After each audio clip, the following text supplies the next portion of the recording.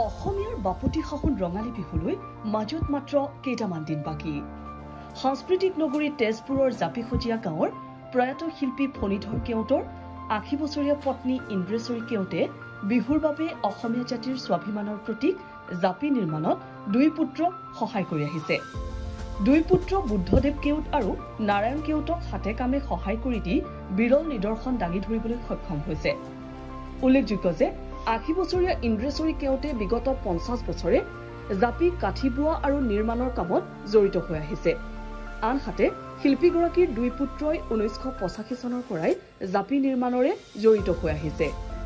ঘৰতে ভোগদৈ কুটিৰ উদ্যোগ স্থাপন কৰি জীৱন আৰু জীৱিকাৰ সমল হিচাপে ১২ মাহেই জাপি নিৰ্মাণত ব্যস্ত হৈ থকা শিল্পী বুদ্ধদেৱ কেওটক পত্নী অৰুণা কেওটে সহায় কৰি আহিছে।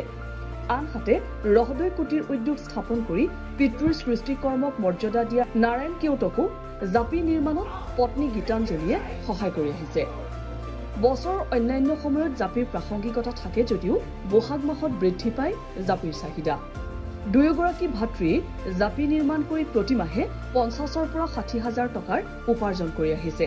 বহাগ বিহুৰ সময়ত শিল্পী দুগৰাকীয়ে নিৰ্মাণ কৰা জাপিয়ে শোণিতপুৰৰ বিভিন্ন সৰু বৰ ঠাইৰ স্থানীয় বজাৰ দখল কৰাৰ লগতে এই জাপিসমূহ গুৱাহাটী, নগাঁও, লখিমপুৰৰ বিভিন্ন বিহু কমিটিয়েও ক্ৰয় কৰা দেখিবলৈ পোৱা যায়। জাপিসজীয়া গাঁৱৰ জাপি নিৰ্মাণৰ ইতিহাস ১০০ বছৰৰো পুৰণি। নৱপ্ৰজন্ম আগবাঢ়ি আহিলে শিল্পী ভাতৃদ্বয়ে জাপি নিৰ্মাণৰ প্ৰণালী শিকাবলৈ আগ্ৰহী বুলি জানিবলৈ দিয়ে। ৫০ বছৰ হৈ গ'ল বনোৱা। আগতে ইমান নাছিলে, আগতে কাগজৰ জাপি আমাৰ স্বামীৰ পৰা শিকিছিলোঁ। আগতে এনেকুৱা হেৰি নাছিলে, তাৰপিছত কাগজৰ জাপি বনাইছিলোঁ। এতিয়া যেনিবা আমাৰ বেছি হেৰি জোৰতৰ অৰ্ডাৰ আহিছে, আমি এতিয়া বেছিকৈ যেনে বনাবলৈ উৎসৱ কৰিছোঁ। 84 পৰাই মই শিকিছোঁ, দেউতাৰ পৰা শিকিছিলোঁ আৰু সেইমতে কাম চলি আহিছে। এতিয়া বিহু অৰ্ডাৰ যথেষ্ট পাইছোঁ, তেনেকৈ যোৰহাট, কলিয়াবৰ, বালিপৰা, গুৱাহাটী অৰ্ডাৰ আহি আছে। আমি অৰ্ডাৰ কৰি আছোঁ। ধৰক এইটো আমাৰ পৰম্পৰাগতভাৱে চলি আহিছে। আমাৰ কাকাহঁতে বনাইছিলে, দেউতাহঁতে বনাইছিলে, আজি আমি বনাইছোঁ। এতিয়া আমাৰ পিছত যে কোনোবাই বনাব নবনাব সেইটো মানে বৰ আশা কম, কাৰণ কিয় আগৰ মানে অভাৱ দেখা দিছিলে।